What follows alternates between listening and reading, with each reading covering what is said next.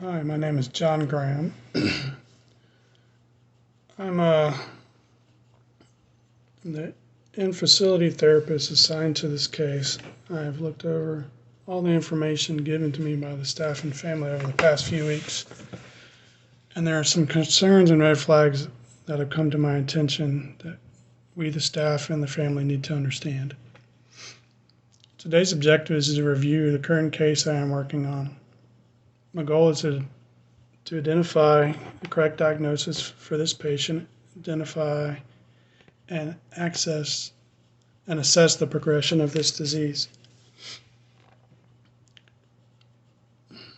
With help from the family, helping the family with the understanding of the disorder and potential direction this patient will progress and their roles in coping and identifying changes of the severity of this disorder.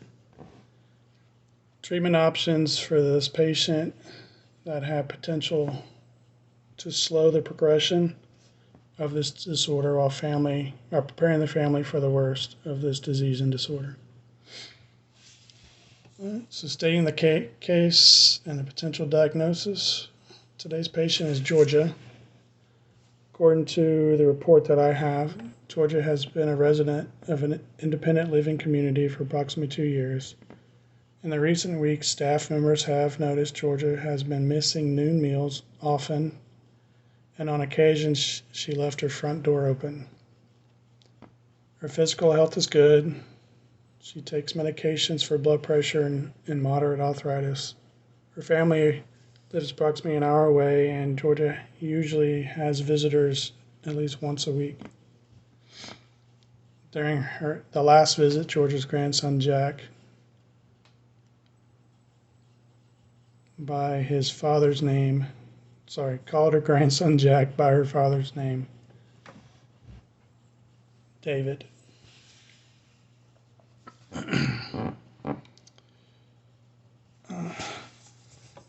The most likely cause for George's change in her behavior and memory is that she is showing signs of dementia. Dementia is deterioration of cognitive abilities such as memory, judgment, aspect thoughts, control of impulses, and intellectual abilities that impairs function. I believe that Georgia falls into a more specific subcategory called Alzheimer's disease. It's a dementia involving a progressive atrophy of the cortical tissues and marked by memory impairment, intellectual deterioration, and loss of motivation. Georgia seems to be in early stages of Alzheimer's due to the evidence presented by the staff and family. The fact that she lives independently there is a possibility that Georgia is further along in her disease. With further evaluation of her, we can better determine the best treatments. Some of the symptoms she's experienced show progression in her disease, like showing up for noontime meals, can be part of loss of interest in eating, or it could be the fact of being forgetfulness or a loss of time. Leaving a room open falls to the same type of symptoms of being forgetfulness or just overall just forgetting. Failure to identify people by correct name or more severe symptoms that places a greater concern in Georgia's progression of this disease.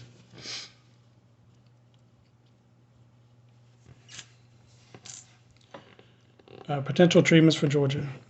As the disease progresses, Georgia will have changes in her behavior, like some aggression and regression, with more memory loss to the point where nothing recent will be remembered and only past memories will be current in her time. That's why these people want to go places that no longer exist, and why their grandchildren are strangers in their minds. Some of the medications that may help with Georgia's condition only slow the progression of the disease. They don't reverse it. Therapy is another way to go to help prepare the family for the progression of this disease. It also teaches them techniques to help cope with some of the things that she may exhibit as the disease progresses. The biggest role for therapy is preparing the family for the ending result of the disease is death, and that when that time comes, they know that their family